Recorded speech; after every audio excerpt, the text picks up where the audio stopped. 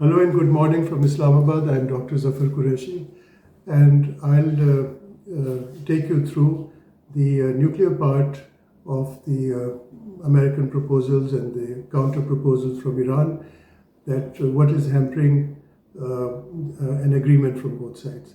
Now, of course, the nuclear issue is part of a bigger issue. There are a number of points, but this is one of the key points. So before I go into the proposals and the counter proposals, let me give you a very brief background of what things happened, just to refresh our memories. This war began on the 28th of February when the United States and Israel attacked Iran. The background is that US President Donald Trump had been talking of Greenland and Venezuela and Canada and invasions and regime changes in about 11 countries. So Iran happened after that, and what we've heard is that Israeli Prime Minister Netanyahu convinced US President to launch a massive attack on Iran. So it's not Iran's war, it's not even the American people's war, it's the war of the United States administration headed by the US President Donald Trump and the war of Israel. And many, many times the Iran foreign minister has said that it is not the war of Iran, and I think he's absolutely right about that. But anyway, the war took place on the 28th of February. Iran's supreme leader, Ayatollah Ali Khamenei, was assassinated. The next day, several key leaders of Iran were assassinated, including the top negotiator, Dr. Ali Larijani.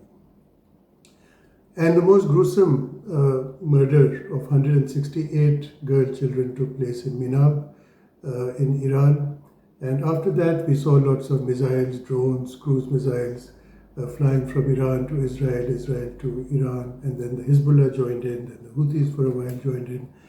But basically, Iran saw that they had to defend themselves, and Israel also had this plan of going into war on a bigger scale. Now, Iran attacked facilities, United States bases in Gulf countries. But the Gulf countries, of course, they were affected, Saudi Arabia, UAE, Qatar, Kuwait, but they luckily did not get into the war, and they understood that it is because of the presence of the US bases that which were supposed to have protected them in the first place, that those caused the most concerns to Iran. Okay, so tragic as it is and very traumatic to even watch it, it's not a good thing for anybody. But then what happened that on the 11th and 12th of April, the first round of peace talks were held in Islamabad, mediated by the government of Pakistan, the Prime Minister, and the Field Marshal. So now America was represented in the talks by Vice President J.D. Vance and by Steve Witkoff and Jared Kushner, who's the son-in-law of U.S. President. There was a very visible absence of the State Department, the Secretary of State, and all that officialdom was absent from the United States delegation. Now, the Iran delegation was headed by Mohammad Baqir Ghalibaf, the Speaker of the Parliament, and it had the Foreign Minister Abbas Araghchi, the Governor of the Central Bank, and a good team comprising very top leaders of Iran's government. Nothing came out, and we'll see why it didn't come out. We'll go through the proposals and counter proposals. So let me read to you the 15-point proposals given by the American side. Okay, so the first is that these are the US core demands. Number one, 30-day ceasefire, dismantling or major rollback of Iran's nuclear program, and or strict limits on uranium enrichment, restrictions on Iran's ballistic missile program, full international inspections by the IAEA, International Atomic Energy Agency, and support for regional armed groups, that probably means Hezbollah and groups in Iraq, reopening the Strait of Hormuz for global shipping, imposing limits on regional military activities, security arrangements involving Israel and the region. In return, what would the United States give? The United States was offering sanctions relief and economic incentives. For example, energy support to the nuclear power plant at Bushehr. In short, what America was asking Iran was to disarm and to completely let go of its arsenal and its capabilities, and then to provide relief. Okay, so now these are the core demands. So basically, you can see that the Strait of Hormuz is an economic issue. About 15% of the world's oil is transported through the Strait of Hormuz, and it's causing an effect on the global economy. It's disturbing the flow of oil, and so Iran did not accept. But let's look at Iran's core demands, which I'll just read out to you. First, an immediate end to US-Israeli attacks, full lifting of all sanctions, release of frozen Iranian assets, war reparations for damage caused, binding guarantees, for example, UN-backed against future attacks, withdrawal of US forces from the region, recognition of Iran's right to nuclear enrichment, continued Iran control and role over the Strait of Hormuz, and an end to attacks on Iran-aligned groups, for example, in Lebanon and Iraq, and long-term ceasefire. So Iran was actually looking for a long-term ceasefire.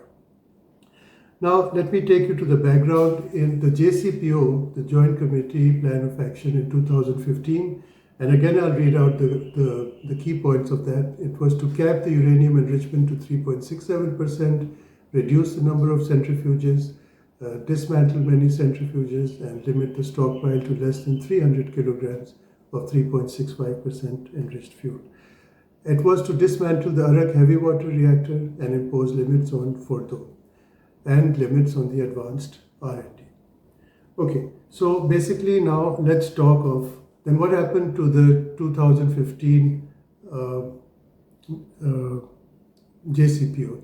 It was in the time of US President Barack Obama, and then it was then the United States withdrew from the JCPO in 2018, and then what happened was that America and Israel conducted attacks on Iran's nuclear facilities.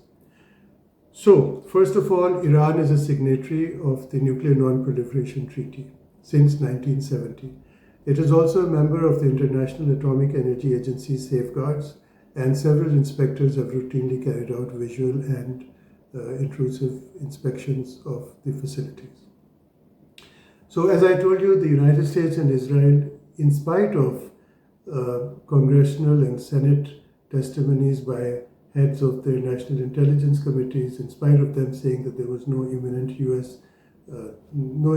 nuclear threat from Iran on the US, in spite of that, the United States and Israel carried out attacks on Iran's facilities. So let's look at the stockpile now. Now, I'll just read from here.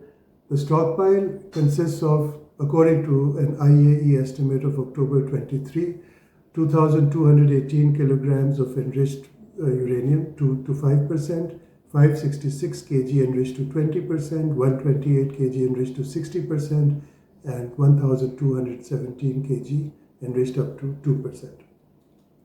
Other estimates say that there's about 9,000 kilograms of enriched material with 446 kilograms greater than 60%.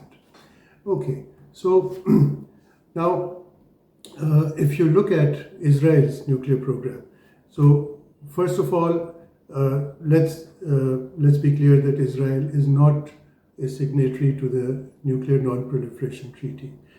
It is not under IAEA safeguards.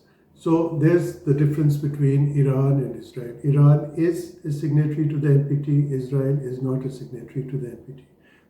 Iran has been under IAEA safeguards. Israel has not been under any IAEA safeguards. Now let's look at the facilities of Iran. To remind you again, there's the Natanz enrichment facility.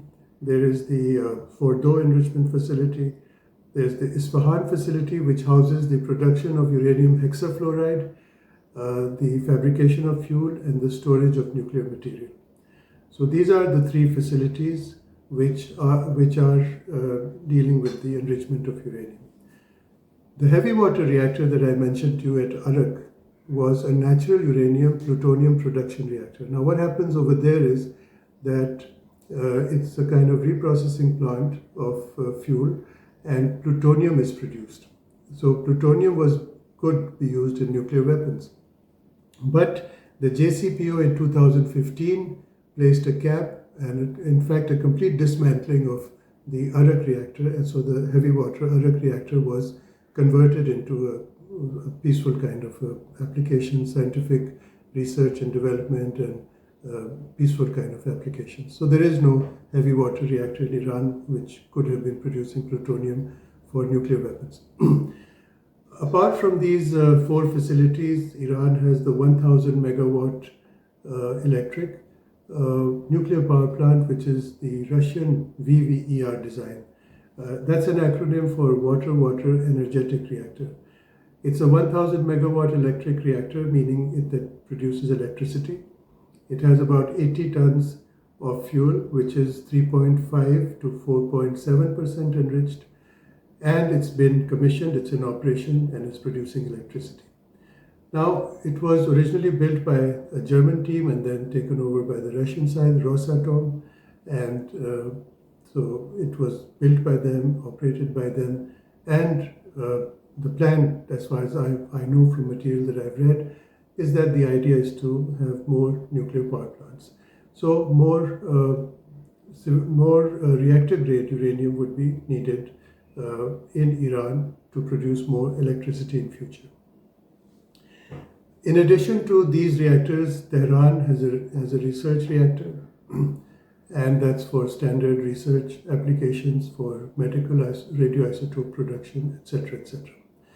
Okay, now let's come to Israel's nuclear infrastructure. And before I mention that, I'll take you back to 1986, when Mordechai Vanunu, a nuclear technician who used to work at Dimona, he escaped to Europe, and he gave some 57 or 59 pictures to the Sunday Times. And he told the whole world that Israel was producing weapons-grade plutonium. The pictures were published, the article was published in the Sunday Times, and that's when the whole world got to know that Israel has a plutonium production, has a plutonium production facility for nuclear weapons. So Israel's main facility, which is not under IAEA safeguards, not under any NPT, is the plutonium production reactor, which is estimated to be producing 20 to 40 kilograms per year of weapons-grade plutonium. And since then, it is estimated that Israel may have up to 900 to 1,000 kilograms of weapon-grade plutonium. And these are estimates by CIPRI, the Federation of American Scientists, and various international organizations.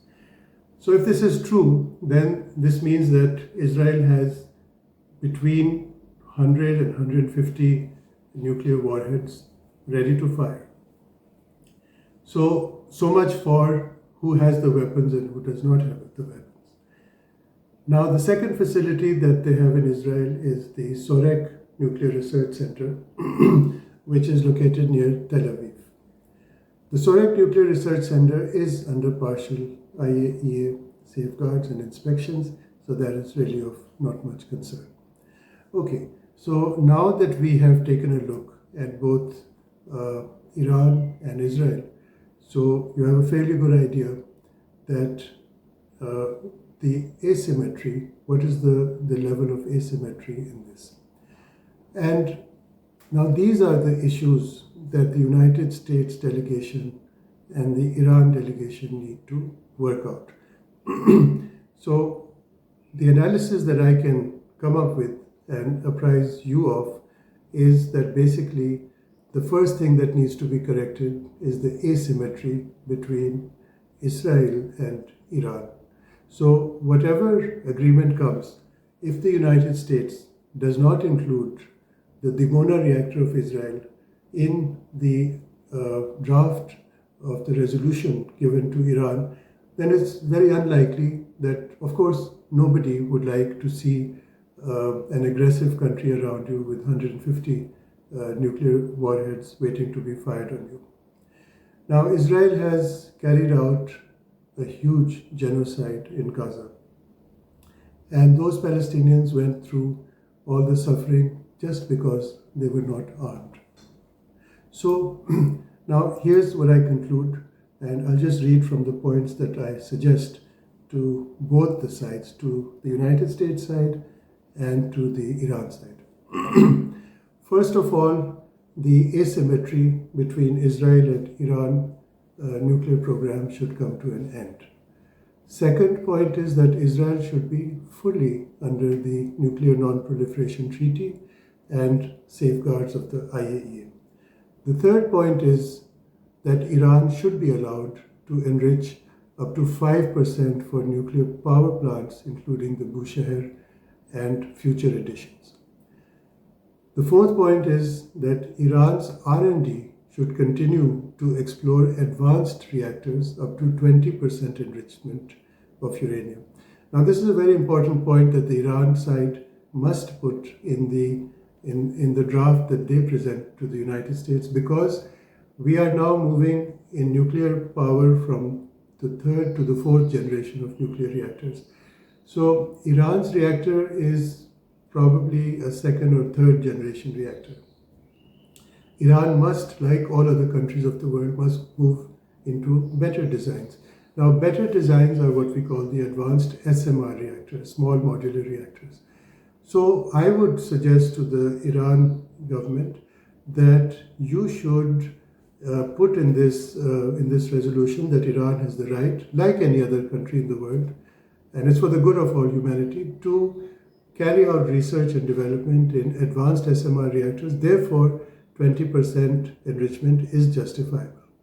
Okay, now the next point I would like, point number 5, is that Iran should also be able to carry out experimental research for naval propulsion up to limited stocks of highly enriched uranium. Now, there are over 120 nuclear submarines in the world, and many of these have small nuclear reactor cores which are 90% highly enriched uranium.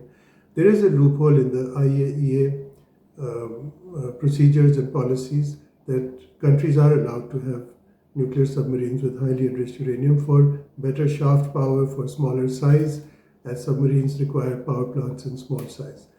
Okay, so my next point is for the Iran government that during the period that you can be guaranteed that the asymmetry is corrected in the way that the United States and possibly China and Russia guarantee to Iran that they are safe from Israel's nuclear weapons. During that period, during the asymmetry period, the guarantees should be binding upon all countries of the region. And my seventh and last point is that after guarantees of Israel's no use of nuclear weapons, then China and Russia possibly, and maybe a few other countries, should give guarantees that Iran will not use nuclear weapons in the region. So basically, the nuclear issue, unlike the Hormuz issue, the nuclear issue is a sovereignty and existential issue. The Hormuz issue is an economy issue. So economy issue is one thing. Of course, that's also very crucial. It affects the global economy. Many countries could go into poverty, and it's a very, very serious issue.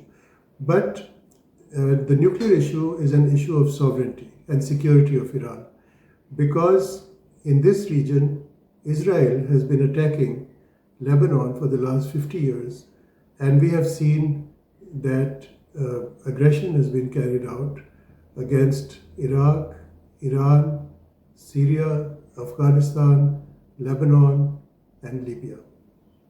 So basically, the security environment has to be corrected first. So anyway, I would conclude this, my commentary and my proposals, and thank you very much for listening to me. Thank you.